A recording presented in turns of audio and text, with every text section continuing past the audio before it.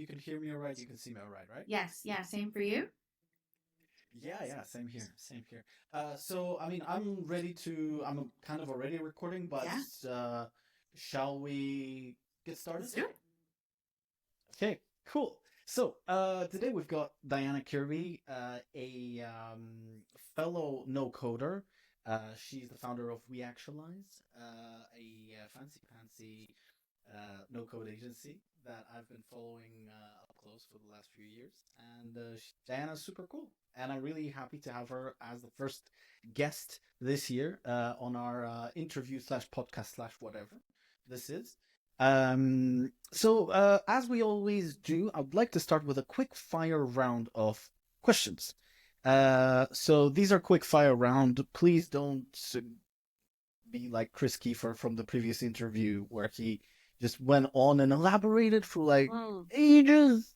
But every question, this is quick fire round. We are trying to get we're trying to get to know you very quickly. So super insightful questions. Let's go. Early bird or night owl? Used to be a night owl. A job forced me into being an early bird. One app that you can't live without, personal or professional life. You pick. Okay, recently it's been an app called Finch, which is like a little, if you remember, do you know what Tamagotchis are? Yes. Okay, it's basically that, but for yourself, for like self-care. No way. And you're like, I got out of bed today. Yep. That's cool. Okay, I didn't realize I can become the Tamagotchi. Yeah. I knew that I could always take care of one purely, but I didn't realize that I could be one so that I can feel double bad. Not only am I, but yeah, okay, no, good, love it. Music on or off? On or off when working? Depends. I'd say most of the time not. When I really need to focus, or I need to like block out, lots of thoughts or something, then yes, I have to have it on. Okay, interesting. Love it. If you had any superpower in tech, what would it be? Ooh, if I had one, or what? If I had one, okay. If in tech, it would be to. I'll go with like Superman laser vision with like when there's a stupid problem and you can't figure out what's wrong and it's like some comma that you've forgotten or something, and it's like, there it is, that's what's wrong, and you don't spend 3 hours looking for it. Okay, well, wishful thinking. Okay, good. So, best piece of advice that you've ever received? Ooh. Oh, I have a career coach, and I mean, there's plenty of great advice, right? One of the, I don't think she made this up, right? I've heard it lots of places, but she often reminds me to be a human being, not a human doing. So. Okay, all right. Interesting, unique. Unique. If not tech, what's your dream career? Ooh. That's a good question because tech is like my fourth career. Ooh, don't worry, we're gonna get into that in detail. Right? But if not tech, then what's the dream career? I'll give you a clue. Like my dream career was to become the next Bon Jovi. Oh. I gave up on that like 3 months into trying to make rent. So the first time living outside of my parents' house. Yeah. So well, you learned quick. That was That's good. Yeah, I learned quick that learning a musical instrument in this day and age and thinking that you can make a career out of it. Yeah. It's a lot more work than people anticipate. But the question is for you. Yeah. What would be a dream career? It's two things. One is dream career would be to not have a career. Just to not have to have a career, right? Meaning not have to work to live. So I'd probably controversial. Yes. Controversial. Correct. No, because for a lot of people, working is living. In other words, if I don't do something, if I'm not active, I get bored. No, correct. But like, if I think the dream career I have currently is the one I'm doing because it is the fourth iteration Okay. of careers.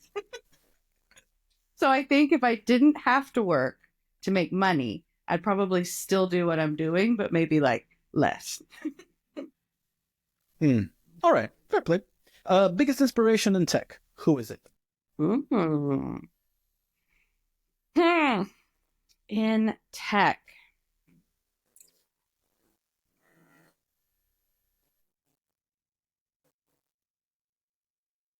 So my background is in mental health care, and a lot of my stuff still comes from that. So I'm like, I'm still like All right. learning who I follow in tech. So I'm gonna go with my long-term one, which is Brene Brown, and she is a social worker and empathy researcher. That goes back to my like human design, psychology, like how do we as people make these things that help other people and then they use them in their day-to-day life and it works or doesn't work, or they spend 3 hours looking for commas. Okay. Yeah. All right. She'll be my inspiration. Brene You didn't know Brown. what you were gonna Okay. get today, Alex. No, you're full of surprises. Mhm. Favorite no-code tool? Again, controversial. I know one. that is There's controversial. so many. So I love lots. And there's no right answer. I know. I use lots of them. I'd say my bread and butter for the longest time has been Airtable. It's the first one I found. So I've been rocking 8 years in Airtable, and having not found it, I wouldn't be in no code today. So that's got to be it. Okay. Interesting. All right. So that was the quick fire round. Yay. Let's dig a little bit deeper into your origin story, and as it is a somewhat tradition in these here parts, I dig deep into this magical tool called LinkedIn, and I take a sneak peek into your LinkedIn profile. Now, there's so much variety in your LinkedIn profile. Correct. There's everything. There's Correct. mental health, there's project management, there's grant writing. You've been a VP, and now you run your own no-code agency for the last 3 years. Well, 4 years actually, 2021 to now, 2025. How did all of these early experiences in the other sectors kind of build up to no-code? What? How come? Yes, I thought you were going to say, how did that happen? Yeah, in a nutshell. Yeah, correct. Correct. So the short version of what happened is, so I started in psychology and then in mental health care. And so I've always been very interested in just like, as people, like, how do we live? How do we function? What like impacts us and things like that. So very like kind of behavior-based things. And then the mental health care system in the US, to become a person that practices mental health care, is complicated. That we could do a whole other podcast on that. So it was not going to be a viable career for me at the time. And so it's like, okay, I've got to do something else. So that was my first pivot. I ended up in project management in the mental health care industry. And so I was project director over multiple grants, first at the like kind of community, university level, and then at the state government level. And it was there and the government that I found my day-to-day work was like, my inbox was literally always 500 emails. I don't know why. It was just so many emails. And because everything was like public record, we had to like save all of them. So I'm like spending all this time saving emails and like, saving. Yes. Yeah. Cause they're all saving as in like downloading and saving on a computer. Like sometimes, yes. And then, or like, categorizing them. Like printing them. We couldn't just like delete them. So it's just like, oh, that's what you mean by saying, you mean you had to actually do something about them. No, I mean like you had to just keep them. You can't like delete when you're like, oh, I'm done, with that or whatever. You just I thought you were just like me in the sense that I get an email and delete it immediately, no matter who it's from. It's like I have this shredder embedded in my mailbox. Well, you don't have an automation just for that? deletes. It's like you don't even get it? You know what? That's a damn good Why idea. are I you need to spending do time something deleting about things? that. Exactly. Why even click? Yeah, no. Shred You it. don't even know. Never got the memo. I never got the memo. I'm sorry. It's not in my spam. So, tons of time spent doing crazy things. We were also doing the sending Excel spreadsheets by email, saving multiple versions, again, public records. So we had to save every single version. And it had just become a nightmare. At the time, I also did not know that I have ADHD. I only learned that like a couple of months ago. And so on top of it already being hard, my brain was like, yeah, we're not going to do that. We can't do that. You want us to do something? Nah, not this way. So I started looking for what in the heck can I do other than this? And that is when I found Airtable. So I was able to get it. So we're looking at 2017.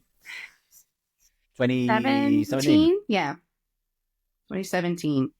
And Airtable, oh gosh, Airtable was so different back then. There were so few less things. Yeah, it was early. Yeah. It was early days. Yeah. Extensions were called something like blocks or something, or we barely even apps, had. They've run through all of them. Yeah, they've ping-ponged quite heavily on what to call the damn thing, and it's finally extensions. Took a few decades to get.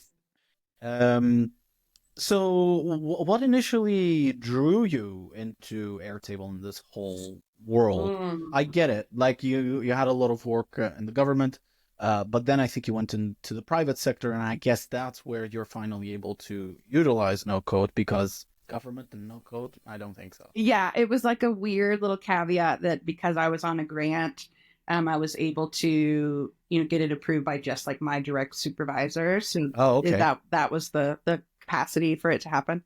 But then I just kept taking it everywhere I went after that, because like you said, I ended up after that in public sector. So it's VP of business development operations for a mental health startup after I left the government. And so I kept trying to stay in mental health for a while. I still have a passion for it. But and it's blown up. It's blown up. Yeah. There's like the online space with things like BetterHelp. It's really at the forefront now, and people are more acceptant of it. Yeah. Even in countries like in Europe, where it's a bit of a taboo subject. No such thing. It's kind of like frowned upon if you get therapy. Yeah. And even now here we see on TV advertisements for the equivalent BetterHelp here in Cyprus and Greece. No. So definitely there's been a change. Yes, very much so. Very much so. So from there, public sector. What happened afterwards? Yeah. COVID, I think. Oh gracious, yeah, COVID. I did a career change during COVID. That's pivot number 2. Was it due to COVID? Like, no. Did you get laid off? So, I ended up, longer story, so I won't go that route, but I ended up learning about UX design and like product development roles. And it was just kind of a really random way of learning about it. But I was like, okay, this whole design thinking thing is, 1, fascinating. 2, it like hits all of my little areas, because I'd always been like both creative but also technical, and couldn't quite figure out how to like mesh those things blended together. Yeah. It was like, oh, UX, that's perfect. It's both things. It's got research, it like, the tenets of UX come from the like early psychological theories of like human experience, all this stuff. So, went through career change during COVID, was going to go like full UX. And then with my very eclectic LinkedIn, you could imagine hard for someone to put my experience in a nice little resume box.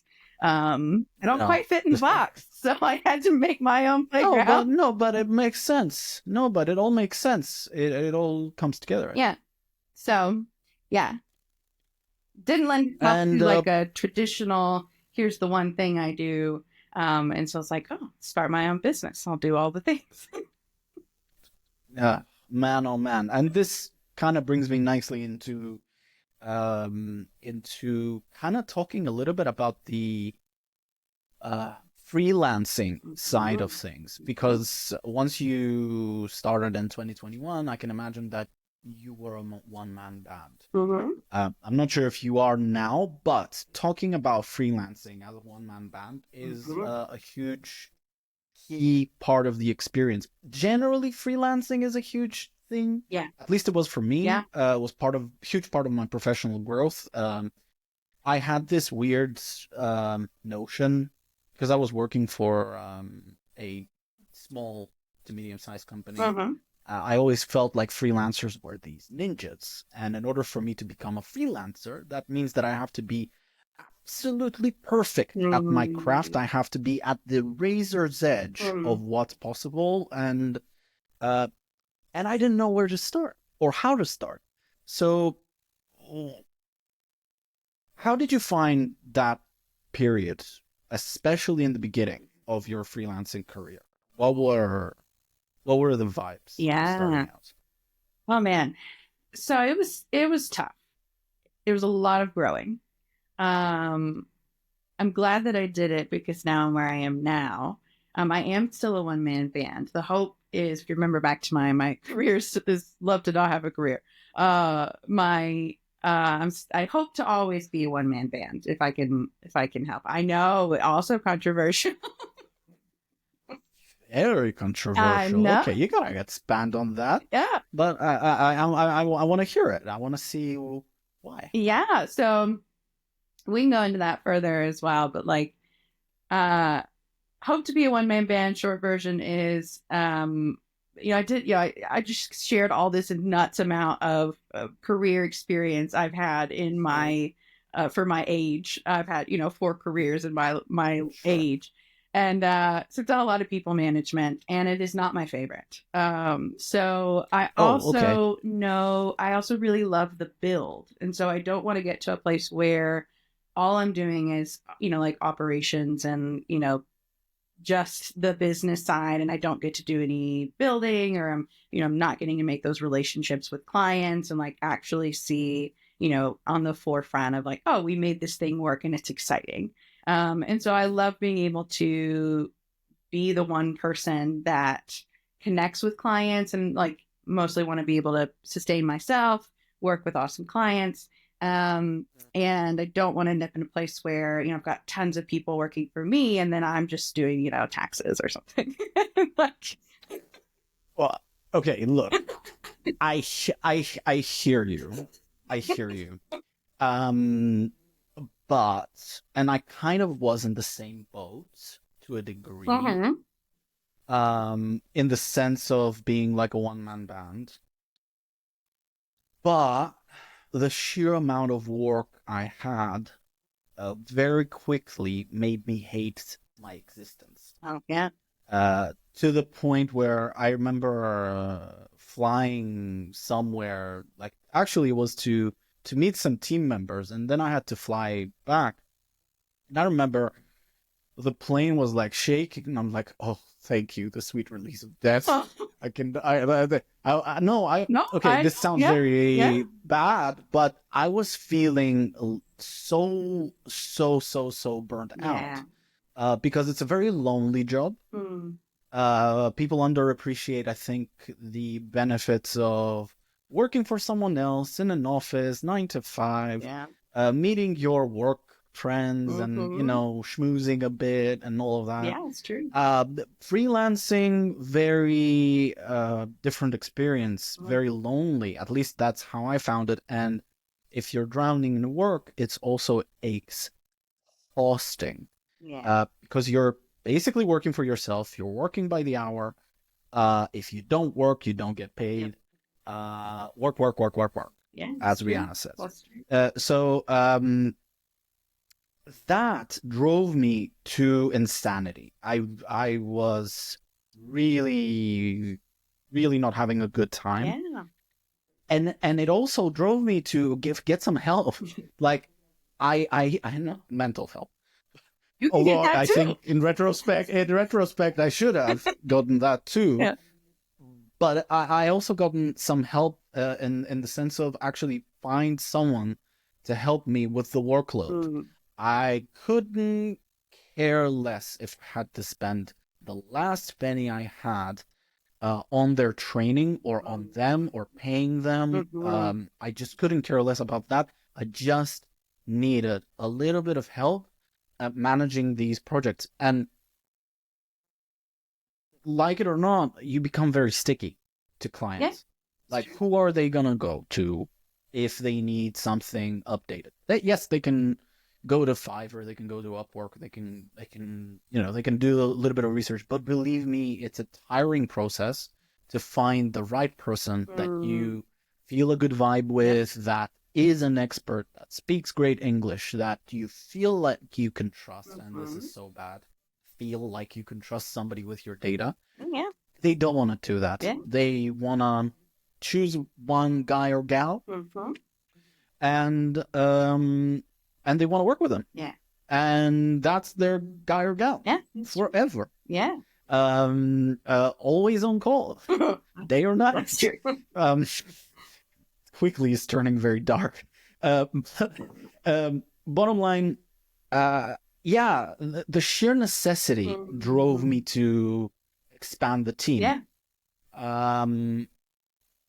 And I'm also really bad at people management myself. I don't like it. I'm good at confrontation, but I don't enjoy it. Yeah. Like the next guy, taxes, forget about it. It was one of the first things that went away, like that I gave to somebody else. Please, guys, I just want to do quotes. That's it. Yeah. You like, how much money do you need? Take it. I don't care. Like, we will work for the accountant. So because I hated it and I didn't want to end up in jail. Yeah. Simple. You know? Yeah, big requirement. Right. Don't end up in jail. So that's what drove me. It's not like, oh, sheer ambition. We were forced into this. Yeah. So all I'm trying to say is that you can do it. If you ever plan, it's doable. Not to do your taxes and just to do your thing. It took me about 6-7 years to iron out, with consistency, with paying people well, with amazing, my amazing partner Natalie. She's the co-director of the company. That's amazing. She's unbelievable with finance, with PM. Without her, 80% of this wouldn't be in existence. But it's doable. That's good to know. Now, what advice would you give to someone who's starting right now in freelancing? Because you and I, we've kind of been there. Yeah. We have an established clientele. We're okay. Yeah. What advice would you give somebody who's just starting out? Yeah. I would say, well, two things. So one, learn quickly, and take three. I've got three things. Well, learn quickly, take notes, and learn from other people. So learn quickly is, when I was first starting out, it was interesting. I had just been laid off. The startup I was at, different startup, had just shut down because of we had a lot of tech layoffs here in the US in 2023. I can't remember if that was global or not, but it was definitely here in the US. It was a bit global because it was like this peak of COVID where tech was like raging. Yeah. And then COVID passed and like, ooh, we've got 700 people that we don't need. What do we do? Go work in person. What do we do? They can go flip burgers for all I care, right? It's not my problem. That's exactly it. So that happened. Company shut down. And I was like, okay, well, Oh, company shut down. mostly. So like we were like, mostly. long story. We were like working, this was like on LinkedIn and stuff. And so, but we were working on a, connection with Amazon. We were doing hiring events for them. And when you're having layoffs, you don't need hiring. So like that whole trajectory of the company, just stopped. And it's still on really great terms with the founder. She still does, some events here and there. Actually jumped in for like an event with her earlier or end of last year. Just be like, yeah, sure, that's cool. But like the, having employees and, them being full-time and stuff, not a thing. So it's like, all right, well, I've been doing this no code thing on accident, basically everywhere else. I've never been hired for it. I've been hired for all these other things. What does it look like? Was the market viability to do this as a career on purpose? And so I started with Upwork. That is where I got my first client that's turned into my most long-term client. It's been referred to other long-term clients. But the learning curve of, just like you said at the beginning, of like, I thought that I had to know everything and I had to be like the best of best. And if I wasn't, I was not worth my salt, right? Not worth hiring. True. I have probably tripled my asking rate since those first days. But it helped, like I got, and those clients also grew with me. So I still have one of those clients. Yeah. They've gone with me in that rate as I have improved and learned more. And the more I've been in this, all day long, instead of just kind of, tinkering on the side, the more I've learned. So learn quickly. So the second I'd say is take notes. It's a part of like learning as you go. So I just take notes in what respect? Like how? It's just just to sense? keep notepad and piece of paper. However you want.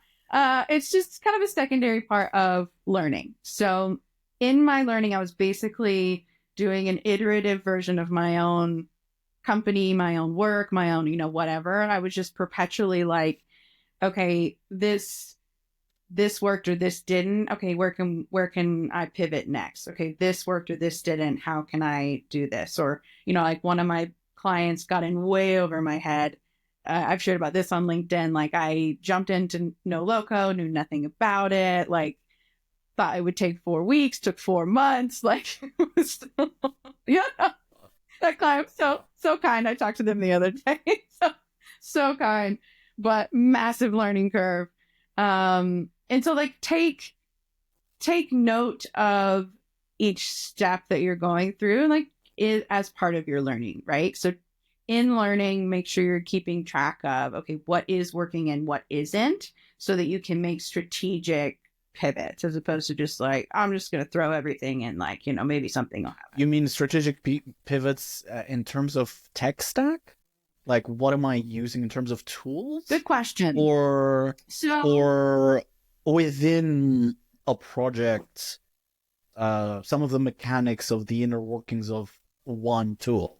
I would say more in like the feasibility of more kind of the project management and business side. So like I spent a long time figuring out, okay, what even is my asking rate? What can I ask for with my experience level? Do I offer, hourly? Do I offer project based? At first, I only offered project based, and then I ran into a lot of scope creep. And so hourly has been the game for me more recently. I've still been playing with this like retainer model. So far, a lot of my clients don't want it. And so, I'm still doing like, okay, learning from other people of like, I see this as valuable because just like you said, they're sticky. They come back anyway. But it's like, I know they're going to come back. They can... We know that they're going to come back, but it's not like it's not like a weapon. It's more of a warning, at least to me. Yeah. I know that they're gonna come back. I need to be prepared when they do. Right. So I have time for them. So I have time for them. So I have the brain capacity for them. yeah, as much as I love every single one of our clients, it's a battle. Mhm. Well, it's not. uh, it's a battle in the good sense. Everybody is a winner, Mm. but it has to be very clear Right. who does what. Mhm. And as you're going along, honesty is generally the best policy Yeah. in the sense of, look, I don't know how we're gonna do this thing, but I have a few ideas. Yeah. Leave it with me. I'll find out, Hmm. and I'll get back to you in the morning. Yeah. That sort of thing. Just talking crap and over not over promising, but almost lying like you can do something when you have zero idea of how you're gonna do it. I would much rather say, look, er, I'll get back to you. There's a few Yeah. ideas, but it's not something like super standard. That Mhm. was one of those things that saved Yeah. me especially in the early days when you're not super Right. experienced, you haven't seen all the possible Hmm. sides of business or business Yeah. verticals. Um, like I remember one project where I was super stressed out until I somehow magically myself discovered pivot tables. Sorry, not pivot tables. My bad. Junction Oh, tables. yeah. Like I couldn't solve a very simple project, and it was like you have speakers, you have sponsors. Mhm. It was like an events Yeah. Yeah. business. You have speakers, sponsors, locations, and now I want to know who's the speaker, or like I want to search somewhere this speaker, which events is he speaking at, and I just couldn't crack it until I realized, oh, I just need to use a junction table.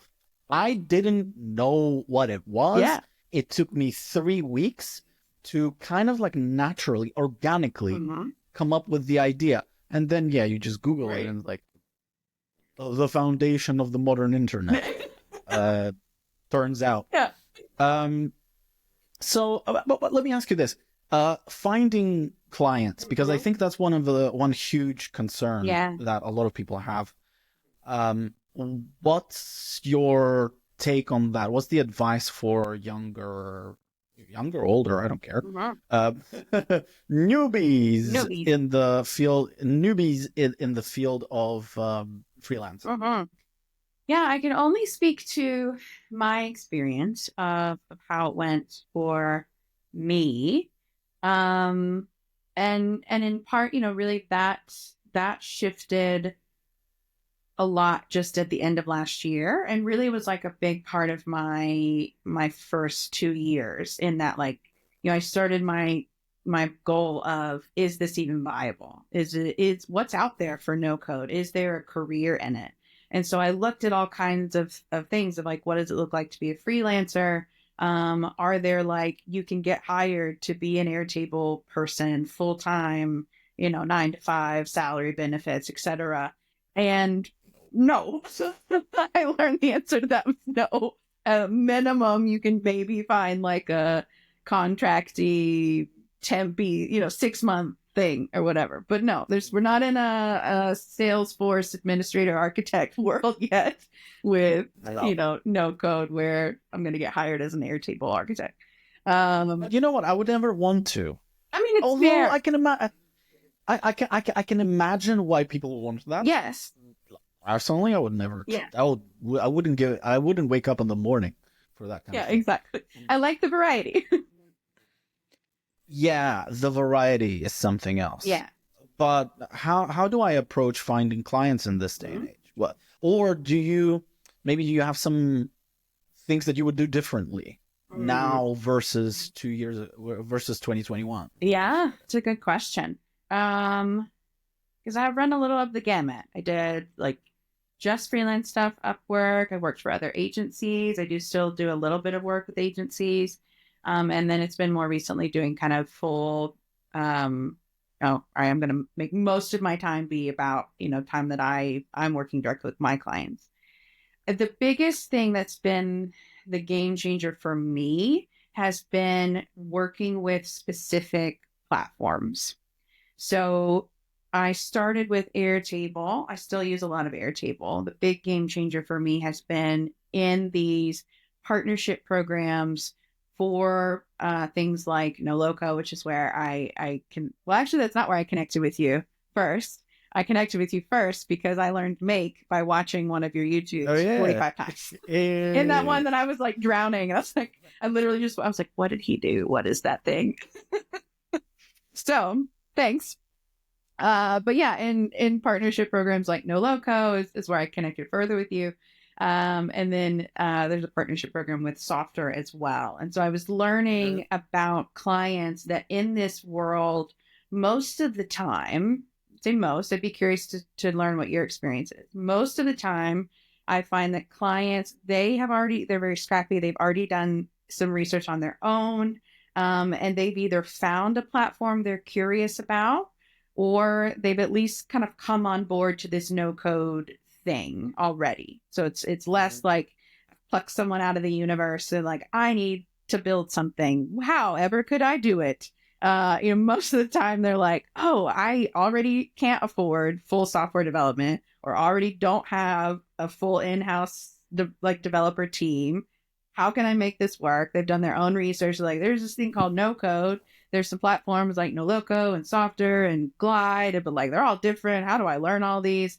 And then that's where they find me. So then they're like, okay, I need someone who can do some of these things. And they've either already settled on a platform they're trying and got stuck on, or they're in like I'm comparing between these two, which one's better. And then I help them navigate that decision. And then we build from the one we choose. So I would say deciding what your best skill sets are in is helpful. Like there's a million tools out there. You can learn them all and be massive generalist. That will be hard. Well, I interviewed Cole Fortman. Oh yeah, who's got that. He is very well. He was a generalist. He almost had like FOMO, like he had this fear of of missing out. I want to learn Glide. Oh, you know what? I wanted to learn Glide, but I was like, I haven't got time for this. So I got my head of development to learn it for me. So now he's the Glide guy. Hire people. You're like, you. Yeah, I was like, you learn it. No, of course. Here's the thing. The trick is, I tried. I genuinely didn't shy away from giving this a shot because people see you, people look at you and say, why the hell isn't he learning this? Right. But dude, I've tried, and I just don't get it. Oh, can you try? I feel about bubble. Like I'll pay you to try. And lo and behold, Steph, our head of development, he's not a huge fan of Glide either, because there's still things, but there's still things that it's not great at. So there, but he's an expert at it. Yeah, he became an expert at it. So I guess FOMO plays a role, but I don't know. I feel like once you've found your set of platforms, you have so many. You typically will, like the platform, the partnership programs are a great driver of leads, even to us. For me, a lot of our leads came from like working Fiverr, Upwork, referrals, and all of that. But the biggest regret that I have is not starting YouTube day one. Yeah. It was really, it's extremely daunting for a lot of people to do this, because it's, at least for me, the quality of the video, of what I'm seeing, the content, the general idea I have to like it first Yeah. before I decide that somebody else likes it or might find it useful, which is slightly dumb because what I might feel like is interesting might be super advanced True. for somebody else, and it's like really niche, and it's gonna help two people. That's it. Yeah. Who are not even who aren't even who are never gonna be clients. They are other developers who just need help, and that's good. Spreading good, like spreading good karma, spreading goodwill. But nowadays a lot of our leads come from YouTube. I would say at least 50%. Yeah. The outlook on our company is much different now, because of YouTube. Yeah. So and again, we're great professionals, and there's so many other great professionals like you, like Gareth, like Cole, like Dan Lee. Hey Dan, what's up? If you're watching this, that is. So, but because of that presence on social platforms, it makes a big difference because they can see that you're not full of shit, that you know what you're talking about, that you are potentially speaking to their niche, to their business vertical based on the content that you're producing. So it has been a massive driver of a lot of things, even education for our own staff. Like when we are talking to clients, existing or new ones or whatever,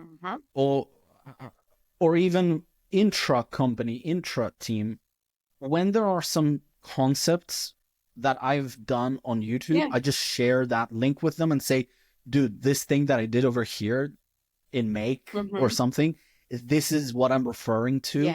And it's just easier to build this quasi-knowledge base. For clients to take inspiration from, and for the internal team to kind of like have it as an idea bank.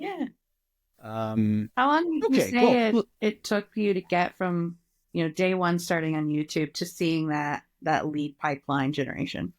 About 80, 90 videos. Okay. Yeah. Which roughly a year to 2 years, something like that, of consistent production. And when I say lead, that's when I got one lead. Getting some consistent leads, 180 videos. And we don't even have a lot of subscribers. We only have like almost 2.8 thousand. I don't know what Dan and Gareth are doing. How are they getting those numbers? Well, Gareth's been doing it. At the end of, how long have you been doing it? Gareth's been doing it 6 years. 2 years-ish. Yeah. So I'm wondering if it's like long, because he's been doing it 4 years more. I've done my research. I've looked at your YouTube. I'm like, how long has he been on YouTube? Because I know he's getting, and I'm like, how can I do that? How long would it take? Strategic planning. Strategic planning. You know what? I the thing that unlocked YouTube for me was editors. Yeah. Lo and behold, you can go onto Upwork and Fiverr and hire editors. Who knew? Because editing was the bane of my existence. I hated it. My first couple of videos on YouTube, I had to edit them myself, and it's like every minute of editing needed every minute of raw video needed about an hour's worth of editing. Yeah. So I'm like, great later. that later cost an immense amount of lost opportunity. Yeah. It was like 3 years later I picked it up again. Yeah. So that was a big regret, and I feel like in this day and age, there are a lot of people who maybe are great at YouTube, Mm-hmm. who get all the leads, but maybe they're not fantastically great at implementing Yeah. the project. Yeah. We've done it the other way around. We grew the business slower Mm-hmm. in the sense of we only had as many leads as we had, and occasionally it was, I really need to get this project. Otherwise, I'm gonna have to, like, They got a loan. I don't know. Well, usually you get usually the loan is not the first idea, but Well, I don't know. but things like busking, you know, You're gonna or use your Bon something like Jovi that. skills. You're like, here's my chance. Yeah. Well, there you go. Finally, putting 10 years of education in music That's to right. good use. That's all right. Yes. Thousands upon thousands of dollars spent. I can finally make Yes. Small back some skills. change. So, yeah, exactly. So a little bit, I want to pivot a little bit to focusing on your personal leadership skills. Yeah. Now, what do you feel like have been some of the most significant, significant moments that pivoted your, not pivoted, but like inspired your growth as a leader in no code? Well, because working for somebody else, it's all okay, but when you're working for yourself, the stakes are higher. Mm-hmm. Can you talk us through some moments that made you level up on a personal level? Yeah. I think so. Just Because there's sales that, like, you have to sell Doing yourself, everything, you have to do the work, Mm-hmm. you have to convince people to pay you. Yep. There's so many things that you don't see as an employee. Mm-hmm. Yeah, I think so.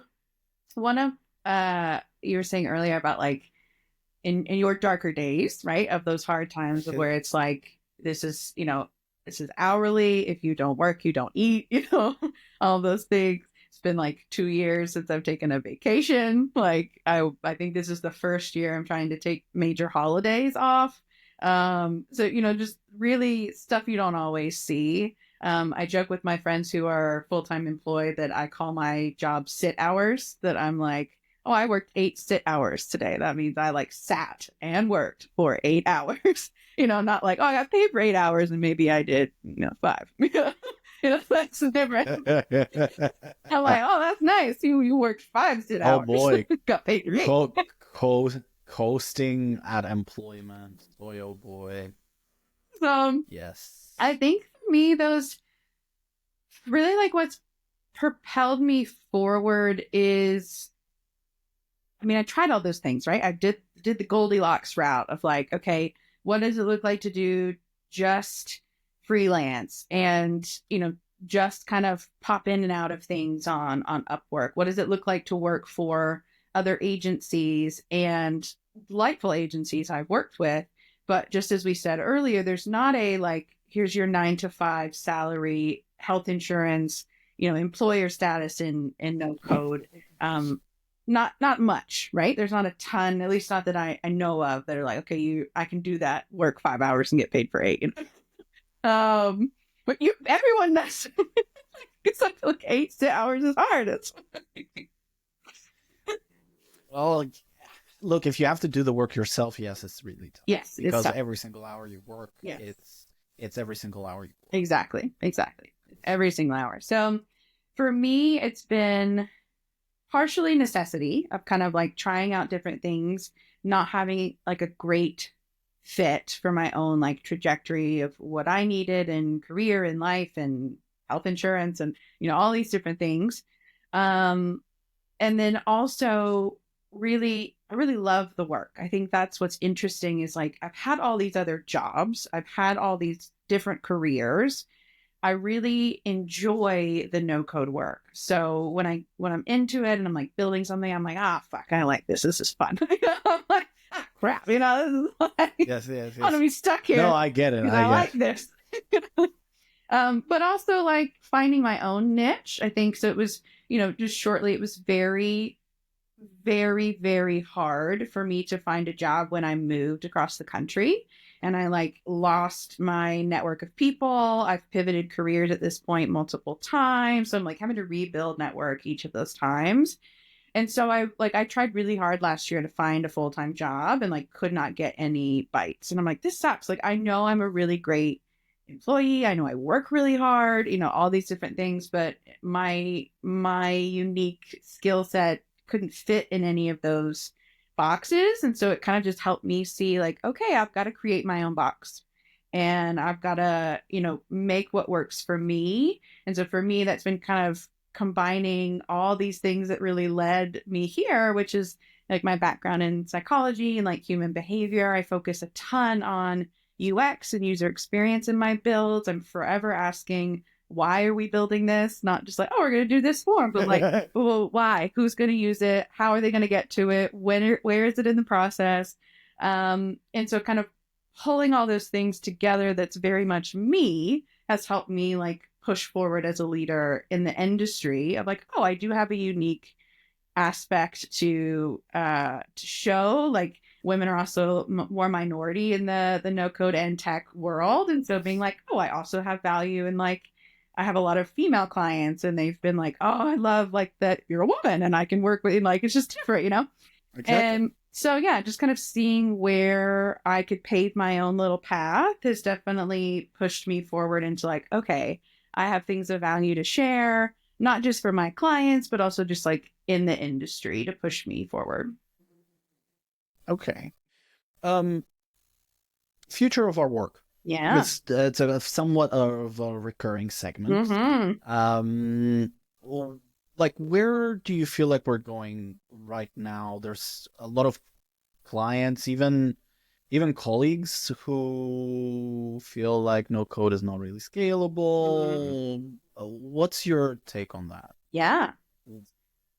So it's always uncertain, right? As anything is. But I have good like hope in like looking through the last 2 years and kind of looking at that viability of the market itself. And I do see continual growth. Like I wasn't able to go to the No Code Summit in person this year, but I attended, at least one of the sessions virtually. Looking at like massive brands like L'Oreal and things like that, talking about utilizing in French. They're speaking in French. There's like subtitles and whatever, right? And of course, right? So like using no code in those ways, I think I'm seeing it at least becoming more of an enterprise interest and value. I don't know that I necessarily will gravitate towards massive enterprise clients, but I think it shows good growth trajectory that it is becoming more of a buy-in at that level. It is still early and young. Like I can't believe No Loco and Softer have only been around for 3 years. That feels insane to me. Yeah, but there's so many other things that have been around for a right? decade now. Exactly. Like Zapier has been around for more than a decade. Right? I was using Zapier before Airtable had automations. Like it's like that was the only Exactly. So AppSheet, which is a huge part of our stack, has been around for, oh my gosh, more than maybe 2010. Yeah. 11. Yeah. Like early stuff, which it was almost unusable. So you can think about Stacker, for instance. Stacker, I bumped into it in 2019, and it was god awful. It was so bad. Now they're a 5-year-old company. Well, going into 6, and so look, I reflect on what you've said. It's getting more adoption for sure at those higher echelons of higher echelon. Well, no, it's like the more enterprise level clients. They understand it a little bit more. But for sure, I feel like even this, like the scalability argument, which we get somewhat often. Scalability argument is that there's apps or there's companies. Scalability of apps, I would say. Generally speaking, I feel like there's still oceans of small to medium sized businesses worldwide Yeah. that are um, that can benefit from 100,000 rows, 200,000 rows Right. that Airtable Yep. local offers, um, and they will hardly reach those levels of amounts of data, Mm-hmm. which is really the biggest argument for scalability. I think it's the amount of records that you. Yeah. So because everything else with AI now, and we're gonna get into AI in a sec, but everything else, yeah, it's kind of doable these days. AI, do you feel like we're closer to somehow being replaced as consultants? Do you feel like we're gonna need more consultants to manage this? Less consultants? What do you feel like the impact is gonna be on us? Yeah, I think so. My general experience of humanity is we like new and shiny things and we're afraid of new and shiny things. And so it's like there's an argument for, okay, will no code replace traditional development? And I would say, like, I think there's just there's gains and losses to both. There's a place for both. Like, I think no code has a good future because people are very scrappy and they're do it yourself. They're like, let me, do more with less.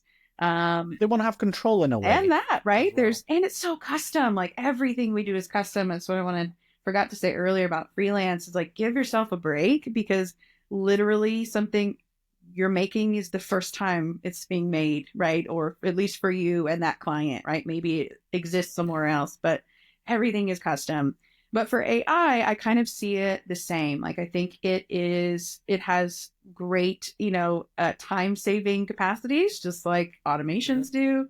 At least it's my favorite meme about tech. It's like AI can never replace humans because clients will have to know what they want. Yeah. You can't always know what you want. Yeah.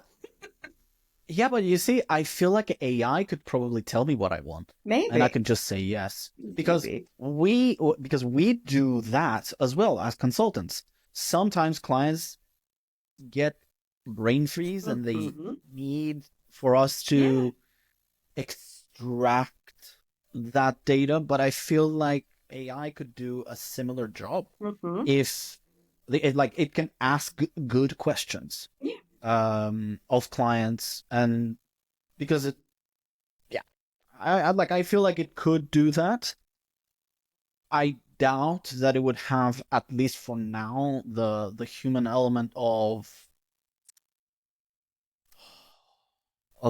somewhat being empathetic with that person. Yes, I'm trying to extrapolate information about how their business works, but I'm not trying to impose and shove my theories as Alex onto this client as to, let me ask you this question, but really I'm trying to somehow subliminally make it my job to impose my theories of what it should be. So, or how your business should work. Well, I think tell me. Yeah, just in kind of closing, I think there will likely be a space for everything, right? So even if AI could do all of it, like there's going to be people who are not going to want to do all of it. And they're going to want to be like, hey, Alex, can you use AI and build this for me? Like, so there's always going to be like a space for that. I have a client who is running circles around me in AI, and she'll send me stuff, and I'll be like, I do agree with AI's interpretation of that. Yeah, from my brain. Yeah, I do agree. That is how we would do it. Or it's the opposite, and I'm like, okay, what AI doesn't know is there's this specific thing about Airtable that does this one thing if you do this, and that is not going to work, and here's why. And so it's like sometimes it can't pick up those nuances of like, okay, technically that would work, but in this exact instance it won't because of this and this. So hey, you see, the mark of an expert. Yeah. I mean, I guess that's what we get paid for. That deep knowledge. Yeah. In closing, I would love to tap into your insights on operations, how important do you feel like, and I'm just going to read this straight up because I can pretend that I remember, but I don't.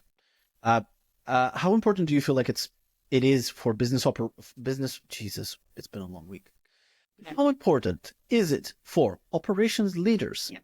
to understand and embrace no-code tech moving forward? Because we deal with operations, right?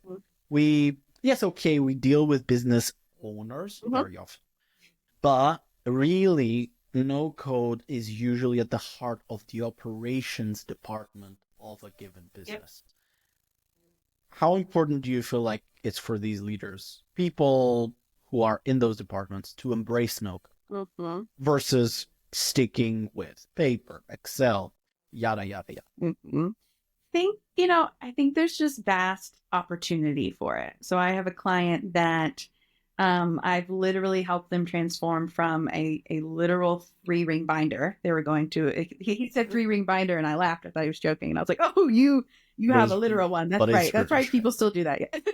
They work in a factory. They're like, dealing with all this stuff day in and day out. And I've helped them transform from a literal paper 3-ring binder to, they have an online system that they can, take a look at, categorize quickly, verify their data and inventory. And so I think there's just like such opportunity. And because of no code, it makes itself more accessible from a price point. Like I worked with another client and like there to do it with traditional software development was going to be like over $100,000. We were able to do it for 1/10 of the cost. Like there's just so much opportunity. So I think that in general, important, yes, but I think the question is like they're missing out on opportunity by not embracing no code. Like there's just so much opportunity for efficiency, making life easier for their staff. Like everyone enjoys when things are quick and efficient. Usually, when you're at the trying to get your driver's license, you're like, this takes forever. I hate this. No one's like, I want to go there. I love it so much. No, no one wants that. And so it's like, there's just so much opportunity for making things easier for yourself, for your staff, for your clients, your customers, with like, it's not like a huge, horrible, headachy, massively cost prohibitive thing we're doing, right? So I think there's just tons of opportunity. And like you said, verticals, like I work with industries all over the place, people all over the world, like the no codes aspect itself can really bend itself to those different needs pretty flexibly. What advice would you give to organizations who have some doubts about security and maybe complexity? Like their stuff being too complex or... Well, yeah, either their stuff being too complex or no code being not secure. Yeah, it's a good question. So, I mean, as developers, we utilize other people's other platforms, right? So I use Softer and I use NoLoco and I use Airtable.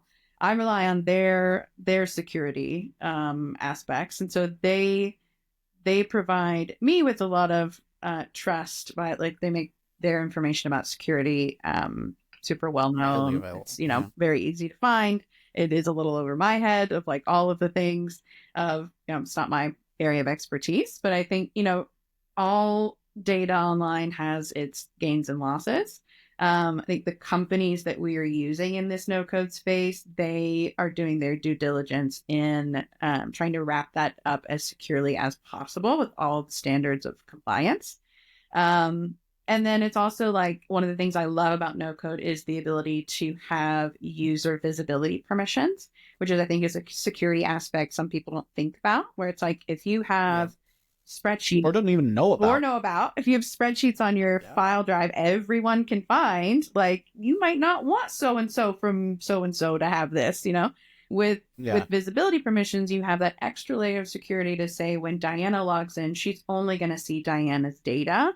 And when Alex logs in, he's only going to see Alex's data. And that's helpful from a security perspective. It's also helpful from a user experience. Like if I need to jump in and work on my stuff, I don't want to have to sift through Alex's to get to mine. Complexity? What if I've got doubts about, my business it's so complex. I can't even begin to describe how complex it is. I I don't think no code is good. Yeah. You're quite an impression. No, we get those kinds of clients. Yeah, I would say so. This is a funny therapy question, but or therapy comment a lot of times, and we would never say this to an actual person. But the joke is like, "That's great. How is that working for you? Like what you're doing today, how is it working for you? If what you have today works, that's great. Keep doing it." Or take a chance to, are there ways that can be improved? Are there ways that can be shifted or pivoted? I would say like everything is complex and everything is simple at the same time. Like I've had tons of clients where I'm like, oh, this is a lot. But sometimes it depends on people's management too, right? Where I'm like, the concept is not hard. The way they have managed it and their data is hard now. So now I have to be like, what is this? Why is it here? And why did you do that? So, if I would say, I also don't like to chase people. So I would say, like, if someone's like, it's too hard, we can't do that. I'd be like, that's cool. You can go work with somebody else. But I would also share with them and this is how I work with all clients, is like, these are what the options are. This is what the opportunities are. Ultimately, you're the client, you get to decide, right? We can try it this way. We can do an MVP. If it doesn't work, then, you're not out thousands of dollars or like hundreds of thousands of dollars in 10 years, right? We spent 2 weeks or 3 months and we tried it and it didn't work. Or maybe it will work and we can improve upon that each time. So giving them the opportunity to try in kind of a low risk space. And then also help them see along the way, like, I like to empower them as well, like to teach them as much as I can. Like, this is what's happening here. This is why this is happening, so that they can also jump in and make small tweaks themselves when they need to. Well, it depends on the client. At least for us, there's some clients who literally want to do it themselves. That's true. That does make these happen. We have a lot of clients who force us. No, that sounds bad. We do it. It's a service. We do live development. Alex. We will yeah, I mean they are, but they have this preference where we have to jump on Zoom and work together. Oh. In other words, we develop, you watch, we explain as we develop. Yeah. Because we're basically dealing with somebody who's an extreme tinkerer, somebody who really wants to have deep, intimate knowledge of how the system works, like on the field level. And maybe they will never do this. Like we had multiple examples of this. And they just set off a time, almost, once a week or daily or whatever, where we will jump on with them, Zoom call. Here's the kicker. There's no homework. I mean, it's true. Yeah. Well, there's no homework. Yeah. What we develop on the hour is what we develop. That's right. And see you tomorrow. So that's the positive side of it. Although it's very exhausting to do these kinds of things because you have to be focused for 1 hour. Yeah. Right there. Yeah. Explain and also like do a teaching gig at the same time because you're explaining how things work. It is a different brain space.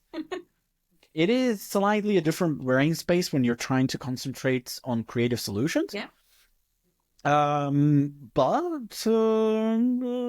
it's nice, but because at least you don't have any homework. Yeah. Look, I'm done. I haven't got any more questions, and this is the most interesting segment, at least for me. Well, I mean, all of them are interesting, but this is the segment where I pass the mic to you, theoretically, and if you have any questions for me, fire away. Oh, that's a good question. I would say one question I have is, what is your kind of primary tech stack? So I know you through make videos and Airtable stuff. Airtable. No local. Yeah, what would you say your agency's primary bread and butter is? I think there's 2 main stacks. Airtable, no loco plus make. That's one stack. Fantastic fit for about 80% of small and medium-sized businesses. Yeah.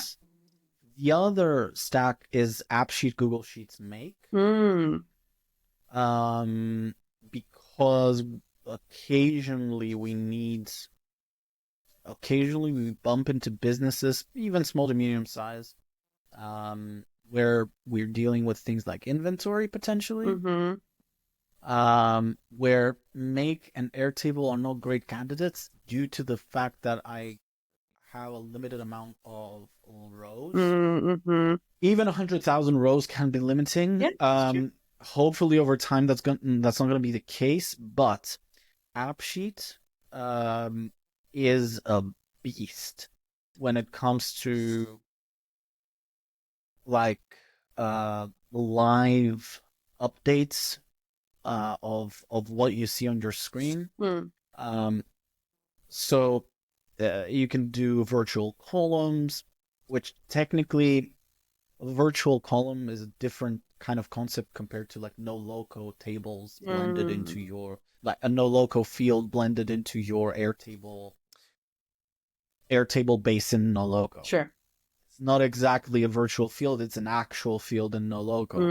In AppSheet you get virtual fields that update instantly. Like the moment they can perform calculations, they're not stored anywhere. And also they have a negative impact on performance. So the more you use them, the slower the app becomes. Therefore, you have to become very strategic with how you make it. But the benefit is that you can literally uproot an ERP. We've done this. One of our biggest projects was a company in South America where they were also multinational. So they were like in 5 different countries. And we took their existing ERP solution, which was like vertically integrated ERP for that particular business niche. And we uprooted it and replaced it completely with AppSheet. Just to give you a sense of scale, 30 tables, 16 different user roles. Like every user role has its own set of permissions and workflows, and it has approximately 5K new rows every month just for job orders, let alone everything else. So their data is growing massively. They have about 150, 160 concurrent users every day. Wow. At the same time using the app, logging in and just like going for it. That's their main thing. They also have to have AppSheet, you said? that was AppSheet, and Google Sheets. So yeah, it's not. It's capable of that kind of scale. Yeah, no, that's encouraging. 6 months of worth of work, of course, to get there. So it wasn't fun. Yeah. But it's doable, and we've launched it. This is the interesting thing. We launched it in 2022. I think March 2022. And it's still going strong. That's awesome. And with pretty much no maintenance. Yeah. Like nothing really has broken. Yeah. So their data has been exponentially going up. That's amazing. And rarely hear from them. Yeah. Rarely hear for like fixes. Yeah. So that's awesome. And then it's a bit of a niche tool because it's got its own syntax in a sense. What? Like, just like Airtable, it has its own, sets of functions that you need to learn. Yeah. But it's really rewarding when you do. So hopefully that answers the question of what's your tech stack like? I thought it was. I thought. Do you have any other questions? Yeah, I got 2 more questions. You can rapid fire them, or you can. It's up to you. It's your time. All right, 2 questions. So, one would be, how have you been able to determine your pricing structure strategy throughout your time would be one. The second would be, how did you get started on YouTube? Like before you had a editor. That's where I'm at. I'm like, how can I jump into long form because it's valuable and all the things. I know it's a long game. But I can't do the editing because, like you, I'll spend 40 years on 1 minute. I can't do it. And then you see those 40 years are years that you can't build on a project. No. So you're like, it's not helpful. Yeah. So it just becomes really bad. Okay, let me answer your first question. So pricing strategy. Mm-hmm. Oh my God, there's no so pricing strategy. It's also custom. Everything. Well, okay. Let me say this. I feel like when I first started, I had a level of self-worth. And that was reflected in the price. Yeah. Overnight, I doubled my prices because I was overworked. Yeah. And I needed to put a little bit like of brake pedal. Yeah. To the clients coming from Upwork and Fiverr. Right. Because in those platforms you can't take a holiday. Sadly. Because if you do, you'd get deranked and yeah. Fiverr doesn't admit it, but that's how they work. Yeah. Even Fiverr has told me that's how they work. They do admit it privately. But anyway, bottom line is that you can't take a holiday. And my solution was to double my price, thinking that people are going to look at the price and say, no, this is too expensive. Mm-hmm. Guess what happened? They stayed? My amount of... No. Okay. What happened was that my leads were pretty much the same amount. Yeah. But they were of a completely different, higher quality. Yeah. It was different people. Higher, better, like, clients with better, deeper pockets. Yeah. Simply put. Yeah. Who also tend to follow being a little bit more savvy, and they're not like, because they're not struggling artists, they can spend more time deep diving into requirements and like being a little bit more philosophical with what they need. Yeah. So I realized that, okay, so pricing means that it's not just a manner to control my amount of leads, but also the quality of my leads. Yeah. I mean, I've met people in the no-code space who charge $300, $400 an hour. Yeah. Which is insane. To them, it's completely normal. Yeah. They want to have 3, 4, 5 clients. Yeah. Charge them that hourly rate, and that's it. You know, there's not it's what they like. Yeah. Who am I to say that that's bad? Yeah. So the pricing strategy, again, I kind of raised my prices a little bit more, but not like doubled them. Yeah. Overnight. But I still felt like, you know what? In order to justify even higher prices, I need to offer something back. What can I offer in return? Yeah. Very simple. I'll develop a very good YouTube channel where those clients that are sitting at those higher price points, and again, this is a story that I'm telling myself. Yeah. Right? This is a movie that I'm playing in my own brain. Nobody's telling me this. Yeah. It's assumptions that I make. I'm trying to convince myself at the end of the day, in a weird sort of way, as to how can I justify higher prices. So YouTube was a key lever for me to say, you know what? I can justify a higher price, maybe 30, 40% more, but in return, look at this YouTube channel. Yeah. Look at some interviews that we've done. Well, like, I want to build confidence in that client that we know what we're talking about. Yeah. We're good people. We're extremely good at what we do. Hence, here is the price. So, but it was, yes, it was a vehicle to mainly help others. Yeah. But also a justification of pricing. Yeah. And to be honest, I only did a price rise after 50, 60 videos. Because I felt like it wasn't enough. So what if you do 10 videos or 20? Like, anybody can do that. Does that mean that you are consistently producing helpful stuff? Yeah, you're providing value. For your clients? No. Not necessarily.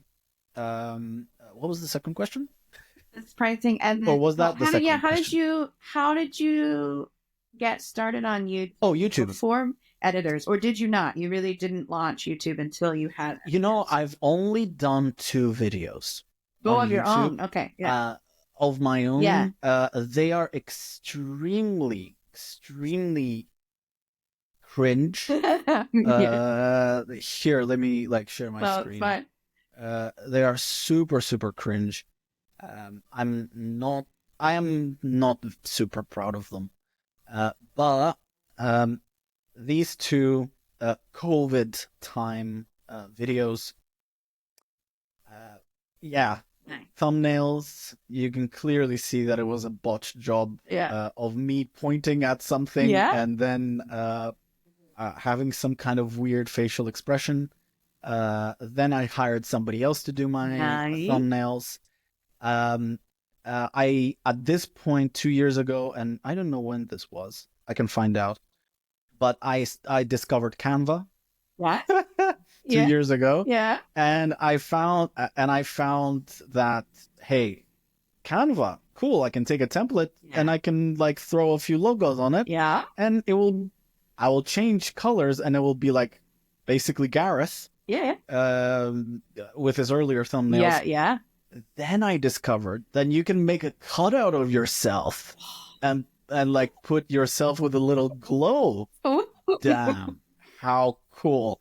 So yeah, at that point I was really, really experimenting with the same theme. I got sick and tired of it. Yeah. Until I realized, okay, I'm just gonna take a few clever poses. Acting class 101 sort of thing. Love it. And I started then I realized I can have a white background. And yeah, it was, but again, I was doing this all myself. Yeah. Not the editing. Yeah. Not the editing, but the thumbnails were definitely my own thing. And you can see how they exponentially become wilder. We've got one little circle here. Yeah. Then we get 2 little ones. Yeah. And there's 4 now. And you get to this point where it's something out of a petri dish. It's becoming annoying. I was feeling oh my gosh, this is terrible. I love your ones now. You look like a superhero. You're like, make it keyboard. Yeah, but you see, this is not mine. I'm not doing them anymore. Yeah. I hire somebody else to help with the production of thumbnails. And again, at this point, we were getting very repetitive. You can see how it's kind of the same play and the same thing. Then I tried to steer away from it. And now we're kind of in this space where I want to have tangible things in my hand. Yeah. You could see this was literally a concept that I came up with one morning, No Time to Spy. That's so funny. There's a video on how to use Browse.ai to spy on Dan Lehman. Dan Lehman's YouTube channel. Yeah.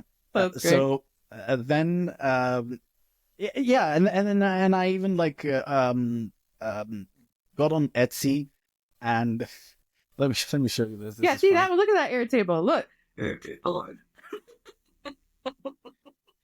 So I basically went on Etsy and ordered these 3D printed ginormous coasters. I Yeah. call them.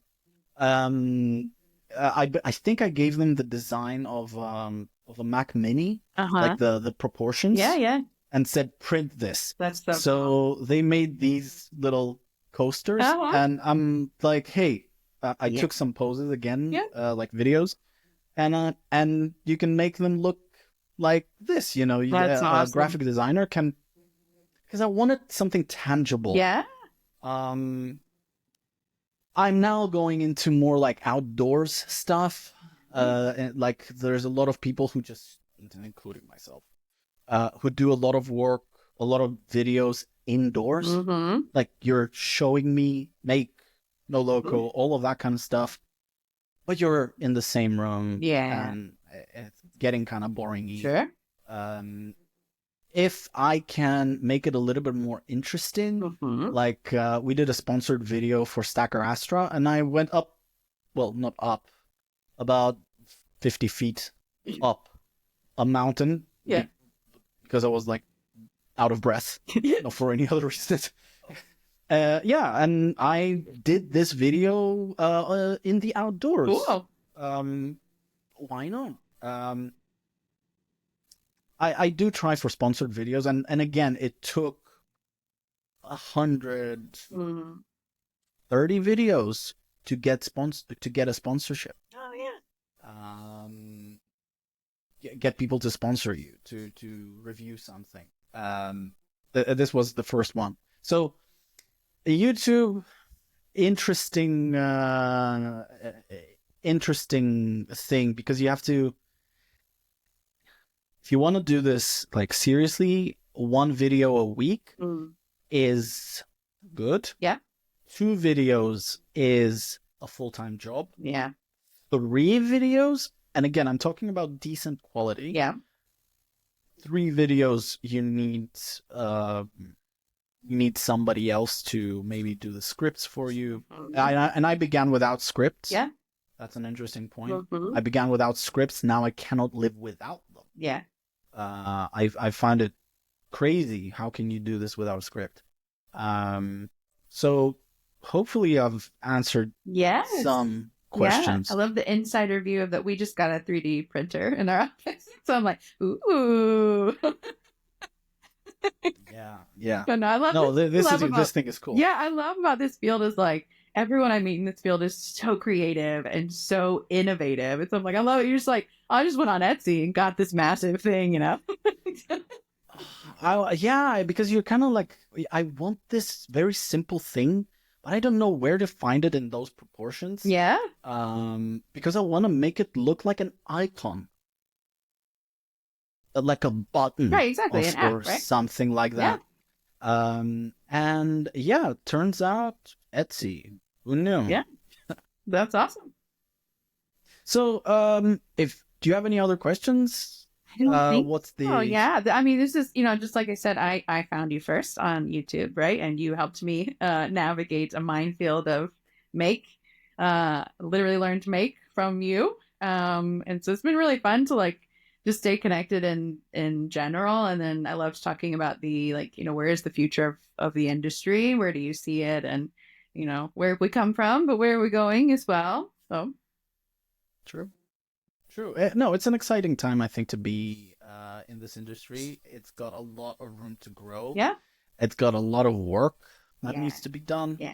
A lot of, and even more work that needs to be maintained. Like, just because it's no code or low code, it doesn't mean that it's low responsibility. That's right. There's a lot of responsibility in what we do. Yeah. So yeah, I think it's an exciting time. That's it. I'm really looking forward to doing this again next year. Feb. Really excited to see what this year will bring. In terms of projects, maybe we can even collaborate on a couple of things. But yeah, that's it from me. Thank you so much for taking the time. And yeah, looking forward to catching up on the No Loco Slack as we usually do, kind of thing. Yeah, absolutely. And yeah, looking forward to next year. I would love to, connect next year, see where we've been. My dog is letting me know it's time for me to pay attention to him. So Wicked. yeah. Cool. Diana. So great Thank to you connect. so much. Appreciate you. It's been a pleasure. You as well. Thank you.